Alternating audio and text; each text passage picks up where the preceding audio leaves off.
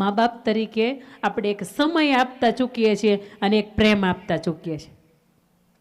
એક બાપ તરીકે જો તમે તમારી દીકરીને એમ કહો ને કે બેટા આઈ લવ યુ, મને તું બહુ ગમે છો, તું ચિંતા ન કરતી, તું જે કંઈ પણ નાની મોટી તે ભૂલ કરીને આપણે ભૂલી જાય, આપણે આવતીકાલથી નવી સવાર ચાલુ કરીએ. પણ બાપ ઘરને આંગણે પગ માંડે ને એ પહેલાં દીકરીઓ એકાદો ખૂણો ગોતતી હોય. સાહેબ આટલો ડર દીકરીઓ તરીકે ક્યારેય નહીં રાખતા. અને એક પુરુષ તરીકે તમે 4 વ્યક્તિને સામે નમી જ જવાનું હોય. એક તમારી દીકરી એની સામે નમી જવાય, એની સામે કાંઈ બોલાય જ નહીં, એ કેને એમાં હાજ પડાય. બીજી તમારી બેન, એની સામે નમી જવાનું હોય. ત્રીજી તમારી પત્ની, નમાવે એ વાતે અલગ છે ને તમે નમી જાવ એ વાતે અલગ છે. અને ચોથી તમારી માતા. આ 4 સ્ત્રી એવી છે કે જેનાથી તમે ઉજળા છો, એની સામે કંઈ બોલવાનું જ ન હોય. એ જેમ કે એમાં એને હાથ પાડવાની હોય. આપણી દીકરી જેમ નાની હતી ને આપણે વાલથી એને આમ ભેટી લેતા, તો આ દીકરીઓ મોટી થઈ ગઈ છે, હજી તમારી તો એ ઢીંગલી જ છે, એવડી ઢીંગલી છે. એને તમારા વાલની જરૂર છે, એને તમારા સમયની જરૂર છે. ક્યારેક એને એક સમય મળશે, તમારો પ્રેમ મળશે, અને ક્યારેક એને તમે આઈ લવ યુ કહેતા શીખશો ને સાહેબ, એ દીકરીઓ આઈ લવ યુ કહેવાવાળો ગોતશે નહીં. પણ આપણે આપણા તરફથી ક્યાંક સ્નેહ ચૂકી જઈએ છીએ ને એટલે એ દીકરીઓના જીવનની અંદર એક દુર્ઘટનાઓ બને છે. અને એટલા માટે કે એ દીકરીઓને આપણે કદાચ વિવોનો ફોન આપીએ 15-20 હજાર વાળો, પણ એ દીકરીઓની 5 બેનપણીઓ હોય ને એની પાસે 3 કેમેરાવાળો એપલ હોય, તો એ દીકરીને એમ થાય કે નહીં મારે એપલ તો જોઈ છો, એપલ વગરના ફોટા ન હારા આવે, સ્નેપચેટમાં મૂકવા માટે સ્ટોરીઓ માટે તો હારા ફોટા જોઈ. દીકરીઓને આપણે ઝુડિયોમાંથી લઈ શકીએ ને, આવા કપડાં પહેરવાની આપણી પાસે કેપેસિટી હોય. દીકરીની અંદરથી એમ થાય કે મારી બેનપણીઓ ઝારા બ્રાન્ડના પહેરે છે ને તો હું ઝારાના જ પહેરું. આ સગવડતાઓ અને આ મોર શોખની વચ્ચે તમારા જીવનને તમે હોડમાં મૂકી દો છો ને આ ભૂલતા નહીં. તમારી સામે બેટા તમે સમજજો, મારી પાસે પાણીની બોટલ હોય, તમે સમજજો, બ્લુ ડ્રેસ પાછળ બેટા, હા, અને તમારી પાસે ઘીની બોટલ હોય, બોટલ આવડી જ છે, હું નીચે આવીશ ને તો વાર લાગશે, એક બોટલ તમે પકડશો, એક બોટલ હું પકડીશ, બરાબર? એક તમારી પાસે છે ને એમાં ઘી ભર્યું છે, મારી પાસે છે એ પાણીની છે. પાણીની બોટલની કિંમત કેટલી? આ પાણીની બોટલની કિંમત છે એ કેટલી? 10 રૂપિયા. હા, એ બોટલની અંદર ઘી ભર્યું છે, તમારી પાસે જે છે એની કિંમત કેટલી? ઘીનો ભાવ શું છે? ખેડૂતના દીકરી થઈને ખબર નથી? કાલે સવારમાં બાને પૂછજો, બા તમે કેટલાનો કિલો વેચો છો? હે ને 700-800 રાખીએ. એ બોટલની કદાચ તમારી પાસે હોય તો એની 500 રૂપિયાની કિંમત થાય. મારી પાસે છે ને એની 10 રૂપિયાની કિંમત છે, તમારી પાસે છે 500 રૂપિયા. હું તમને એમ કહું એક્સચેન્જ કરવી કરાય? ન કરાય ને? જગતના ચોકની અંદર જ્યારે તમને કહો કેમ કે ને હાલ હાલ મારી બાઇકની પાછળ બેસી જા, તને મૂવી જોવા લઈ જાઓ, તને ગાર્ડનની અંદર લઈ જાઓ, બેટા તેથી સમજો કે 10 રૂપિયાનો નોટ છે ને આપણી પાસે 500 રૂપિયાનો નોટ છે ને આપણને વટાવવા માટે આવ્યા છે. બાકી સામે 500 રૂપિયાનો નોટ હોય ને તો એ કોઈ દિવસ આવું કામ કરે જ નહીં. 10% જે મેં તમને કીધું ને કે એવી કેટેગરીની અંદર આવે છે એ જ તમને એમ કે, બાકી કદાચ જ્ઞાતિ અલગ હોય ને, કદાચ જ્ઞાતિ તમે સમજજો તો એવું કે જ્યાં સુધી તારા પપ્પા હા નહીં પાડે ને હું મારી એવી લાયકાત બનાવીશ, IAS IPS deputy collector collector PI PSI આવી ડિગ્રી પ્રાપ્ત કરીશ, અથવા તો આખી જિંદગી કદાચ તારા પપ્પા તોય હા ન પાડે ને તો તને હૃદયની અંદર રાખીને જીવીશ, બાકી તને તારા બાપના ઘરને આંગણેથી કોઈને ખબર ન હોય ને આવી રીતે ભગાડીશ નહીં. આને સાચો પ્રેમ કહેવાય. સાચો પ્રેમને જો ઓળખ હોય ને, કદાચ કોઈ પાત્ર ગમી જાય ને એને તમે સામેથી કહેજો હાલ આપણે ભાગીને લગ્ન કરી લેવા છે. અને એ જેથી પાત્ર તમને એમ કહે કે નહીં તારા બાપની કંઈક ઇજ્જત હોય, કંઈક કિંમત હોય, અને જેમ મારા બાપની કિંમત છે ને એમ તારા બાપાની કિંમત છે ને, જ્યાં સુધી એ હા ન પડે ને ત્યાં સુધી ઘરની બહાર પગ ન મૂકતી સાહેબ. એ પ્રેમ હોય ને એની સામે વરવાણા પહેરાવાય એને, અને એ પ્રેમને જ કહેવાય બાપની સામે કે પપ્પા આ છોકરો ગમે છે ને, એ છોકરો એનું નથી વિચારતો ને એની કરતાં ડબલ મારું વિચારે છે. કહેવા માટે કહેતો એ વાત અલગ છે. અને તમારી 10 વખત એને તમે ફોન કરો અને તમને જવાબ ન આપતા હોય અને આપણે એની સામે પાછળ પડ્યા રહીને તો એની કરતાં બેટર છે કે આપણે આપણી જિંદગી જેવાય. એ 3 મહિનાનો પ્રેમ છે અને આ બાપે 20 વર્ષનો પ્રેમ કર્યો એ પ્રેમ નથી છે ને? કદાચ એ ના પાડે છે, કદાચ કોઈ વાતની અંદર રોકે ટોકે છે ને તો એની અંદર બેટા તમારું કોઈ કારણ છે ને એટલા માટે રોકે છે. એક વખત પપ્પાએ ના પાડી હોય ને તો એનું પાછળનું કારણ બાપ થઈને વિચારજો કે ના કેમ પાડી. દીકરો હોય ને તો એક વખત એ કદાચ સિગારેટ પીતો હોય, 2 ઝાપટ મૂકીને એને એમ કે સિગારેટ તારે કાલથી નથી પીવાની, ભલે બાપ પીતો હોય એ પચાઈ પૂગી ગયો છે, પણ એ ઈચ્છે છે કે તમે આવડા 25 વર્ષના થયા ને તો તમે ન પીવો.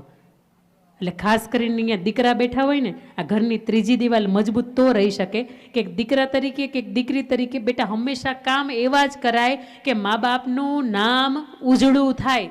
મા બાપનું હાઈટ કદાચ 6 ફૂટની હોય ને તો તમારા કામને કારણે આખું ગામ એને ગોતતું આવે. અને ન્યૂઝની એજન્સીવાળા છે ને એને કોઈ દી મા બાપના ઇન્ટરવ્યૂ ન લીધા હોય, પણ ધોરણ 10ની ધોરણ 12ની અંદર કોલેજની અંદર ક્યાંક બોર્ડ પ્રથમ આવી જાવ ને તો તમારા ઇન્ટરવ્યૂ તો પછી લે, પણ પહેલાં તમારા પપ્પાના ઇન્ટરવ્યૂ લે. તમે કેવી રીતે ટ્રીટમેન્ટ કરી કે તમારી દીકરી આટલી બધી આગળ આવી એમ? તમારો દીકરો આટલો બધો આગળ આવ્યો એનું કારણ શું હતું? અને એક દીકરા તરીકે આપણી ફરજની અંદર આવે છે કે બેટા, મા બાપ ક્યારેક ના પાડતા હોય ને તો એની નાને પચાવતા શીખો, કારણ કે જીવનની અંદર જેથી બોસ ના પાડશે ને એની કરતાં બાપની ના હતી ને એ બહુ હારી ના હતી. એક છોકરો હતો, એનું 6 વર્ષનો બાળક હતું, એનું નામ એમેટ હતું, ન્યુયોર્કની અંદર. એ છોકરાને 6 વર્ષનો હતો ને એને સાયકલ લેવી હતી. આ ખાસ કરીને દીકરાઓ સાંભળજો, બાપ ના પાડે ને તે દિવસે શું કરવાનું? મારે તો કાર લેવી, ઓલું ધૂમ ધૂમ કરતી બાઇક હોય ને બાઇક લેવી. પપ્પા એમ કે હમણાં સગવડતા નથી, રાખો. આ પપ્પાને તે કે જિંદગી કે ના જ પાડતા હોય, હું તો એકનો એક જ છું, આ કોની હાટું ભેગું કરશે, મારી હાટું કરે છે. તમે સમજો, 6 વર્ષનો બાળક, એનું નામ એમેટ હતું.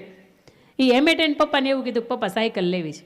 પપ્પાએ ના પાડી, સાયકલ તો નહીં જ લેવાય, તમે કહો એ પ્રમાણે મારે કરવાનું નથી. અને આ બધા ટાબરિયા કેટલા ભાગ્યશાળી કે એમ કે મારે આ લેવું છે, એટલે એમ કે તું તાર ચિંતા ન કરે, હું તને આવતીકાલે લઈ આવી દઈશ. આ આપણી પરવરિશ છે. અને આપણા બાપાએ આપણને નહોતું આપ્યું ને એટલે આપણે સાયકલની કિંમત હતી ને બોલો આપણી પાસે હતી, બોલો હા કે ના? હા મને પાડજો, સાયકલની કિંમત તમારા માટે હોય ને તો તમે હા પાડજો. હા, આજના આ ટાબરિયાને પૂછો રમકડાની કોઈ કિંમત છે? કારણ કે આપણે એ માગે ને એ પહેલાં લઈ આવી દઈ, એને જરૂર ન હોય એટલું લાવી દઈ. તમે ક્યાંય પણ એને લઈ જાવ ને એમ કે મારો આ જોઈએ એટલે તરત હું તને લાવી દઉં, તું રોમાં મારા ગગો, તું રોમાં. એ ગગાને ઘડીક રોવા દો, એને વસ્તુની કિંમત સમજાય. એ 6 વર્ષના એમેટને એને પપ્પાએ ના પાડી કે 6000ની સાયકલ હું તને નહીં લઈ આપું. એમેટને વિચાર એવો શું કરી શકાય? ઘરના રમકડા જેટલા હતા ને બધાને આ સાચો કિસ્સો છે, ન્યુયોર્કની અંદર બનેલી આ ઘટના સાચી છે. ઘરના રમકડા હતા ને બધાને ભેગા કર્યા, 4500 રૂપિયામાં વેચી નાખ્યા એની કરન્સી પ્રમાણે. હજી એની પાસે ઘટતા હતા પૈસા. હવે શું કરી શકાય? ઓનલાઈન એણે સર્ચ કર્યું કે 4000થી 4500 રૂપિયાની અંદર કયો ધંધો ચાલુ કરી શકાય. 6 વર્ષનું બાળક છે. અને યુટ્યુબવાળાએ એને એવું કીધું કે સોફ્ટી આઈસ્ક્રીમનો ધંધો શરૂ કરી શકાય. એમાં ખાલી કોન હોય ને ગોઠવી દેવાના, 1 લીટર પાણી અને 1 લીટર સામે પેલો પાવડર 1 કિલો પાવડર મિક્સ કરી દેવાનું, મૂકી દેવાનું, ઓટોમેટિક બન્યા કરે. અને એમાંથી તમે સરસ મજાનો તમારો ધંધો ચાલુ કરી શકો. સોમવારથી શુક્રવાર ભાઈ ટબુક કરતા ભણવા જાય. આ 6 વર્ષનો બાળક, સિનિયર કેજી અંદર ભણતો બાળક, શનિવાર અને રવિવારે જ્યારે છુટ્ટી હોય ને ત્યારે ઘરની બહાર આઈસ્ક્રીમ પાર્લર બનાવીને આઈસ્ક્રીમ વેચે. અને કોઈ પણ વસ્તુ તમે ખરીદો ને તો કોઈ વ્યક્તિ વેચતું હોય ને કોઈ બાળક વેચતું હોય ને તો તમને બાળકની પાસે લેવાનું મન થાય. એની પાસે પણ મહત્તમ ગ્રાહકો આવે. એને મમ્મી પપ્પા એની ઉપર હસે કે આપણે એને સાયકલની ના પાડી હતી, તમે જોત કર્યા કાંઈક શું કરે છે? તો કે એ આઈસ્ક્રીમનો પાર્લર ચાલુ કર્યો છે. કરવા તો દો, કેટલા દી હાલે છે, એમાંથી એને શું કરવું છે ને આપણને ખબર પડશે. તમે નહીં માનો, એની કરન્સી પ્રમાણે 1 મહિનાના અંતે એ $1500 થી $1700 કમાતો થાય. આ એમેટ 6 વર્ષનો બાળક. જે પપ્પાએ એને સાયકલ લેવાની ના પાડી હતી એ પપ્પાને 8-10 મહિના પછી એવું કહે છે, પપ્પા તમારે 2 વ્હીલ લેવી હોય ને તો કહેજો, આપણી પાસે સગવડતા થઈ ગઈ છે. પપ્પા જેથી બેટા ના પાડે ને તે દિવસે જવાબ આવો દેવાય. પપ્પા ના પાડે ને તો મોબાઈલ તોડી નાખે, ખાવાનું આમ કરી આમ ઘા કરી દે, આજથી કે સવારથી સાંજ સુધી ક્યાંક વયો જાય, ઘરે ન આવે, ઘણા સુસાઇડ કરી નાખે. આ રીત નથી એ ભાઈ. 21 વર્ષના તમને કર્યા ને, અમે મોજથી નથી કર્યા, અમે ઘહાઈ ગયા, અમારા ચંપલા ઘહાઈ ગયા, અમારા ગંજી હતા ને એની અંદર 15 કાણા પડી ગયા, તઈ તમે મોટા થયા છે. અને તમને અમે હારી બ્રાન્ડના ચપ્પલ કે કપડાં લઈ દેવા હાટું અમે કેટલાય થીંગડા મારીને હકાવ્યા છે. તો તમારે આદિ જોવા હાટું હતી? મા બાપ જેથી ના પડે ને તે દિવસે એક વખત એની પરિસ્થિતિનો વિચાર કરજો કે ના હું કામે તમને પાડીશ. આ વાત નંબર 3 હતી કે ઘરની અંદર સંતાન તરીકે આવું આપણે એટલા ઉજળા બનીએ કે આખું વિશ્વ આપણે નોંધ લે કે નહીં. દીકરી હોય ને તો આવી, આસપાસના ગામવાળા હોય ને એમ કે હા દીકરી હોય ને તો સુરજપુરા ગામની દીકરી છે ને એવી. મેં ઘટના એ પણ તમારા ગામની અંદર જોઈ છે. આજે હું ઘણા બધાને મળી છું એટલે મને આ ઘટના યાદ આવી.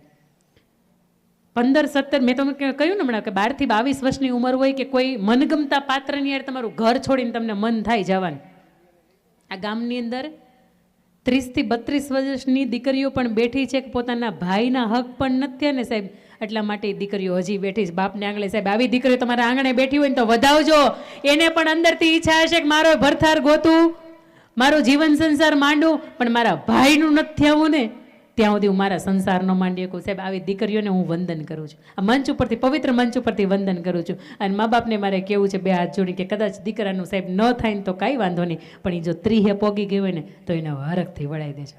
કારણ કે એ કદાચ એકાદો બજરંગ દળની અંદર ભરતી થઈ જાય તો હાલશે, પણ આ 30 વર્ષની દીકરી હવે આપણે આંગણે બેઠી હશે ને તો એ હારી નહીં લાગે.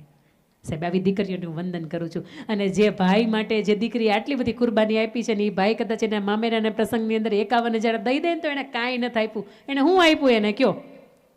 એ કંકુના થાપા જે છે, જે મંડપ છોડીને આમ જતી હોય એ કંકુના 10 આંગળીઓના થાપા કરે અને આવી રીતે આમ કરી આમ થાપા પાડતી જાય. હું કામે ને જેથી ભાઈઓ ભાગે તારે જમીન જુદી કરવાની થાય ને તેથી ચિંતા ન કરતો, હું તને એક અંગૂઠાનું નિશાન નહીં 10 આંગળીઓના નિશાન દેતી જાઉં. જા, આજથી બધું તારા નામ ઉપર છોડીને જાવ. સાહેબ, આવી બેન તમને મને મળી હોય ને તો એની સામે નસ્તમસ્તક નમી જ જવાનું હોય. કારણ કે 5 રૂપિયાનો સૂતરનો ધાગો બાંધે અને 2 હાથ જોડીને એમ કે મારા વીર તારું અભરે ભરાય, તને મારી કરતાંય વધારે મળે, ઈશ્વર તારી રક્ષા કરે. સાહેબ, આવી બેન જીવન જ્યારે મળવી ને બહુ મુશ્કેલ કામ છે. અને જીવનની અંદર સંતાન તરીકે જો તમે મા બાપને આંગણે હોય ને તો એક જ માત્ર તમારો ઉદ્દેશ હોવો જોઈએ, બસ મારા મા બાપનું નામ ઊંચું કેવી રીતે થાય, મારા મા બાપને કોઈ ગર્વથી કેવી રીતે યાદ કરે. સાહેબ, ઘરની ત્રીજી દિવાલ મારે હાચવવી છે, ઘરની પાછળની દિવાલ છે. અને પાટીદારની દીકરી છું ને એટલે માટે પેટમાં બળે કે બીજો કોઈ માણસ આવીને આપણી દીકરીને 35 કટકા કરીને કેમ જાય. તમે 200 રૂપિયાની વસ્તુ લેવા જાઓ તો તમે 15 વખત ટક ટક ટક ટક કરો છો.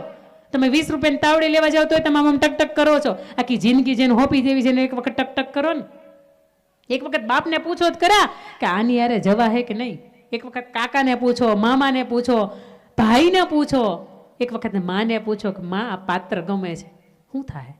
તમે હા પાડો છો? કારણ કે દીકરીઓ તમે ને હું તો ખાલી ચહેરા જોઈ છે, મા બાપ જોતા હશે ને એ હાથ પેઢીના વ્યવહાર જોવે, એ હાથ પેઢીના ખાનદાન જોવે છે, એના ખોરડાની આબરૂ જોવે છે અને પછી તમારે એને હા પાડે છે. બાકી તમને તો એક વખત હરખ ભેરીને વળાવવા જ છે. તમારો જન્મ થયો ને ત્યારથી આ ઈશ્વરે બાપને દાતા બનાવી દીધો છે.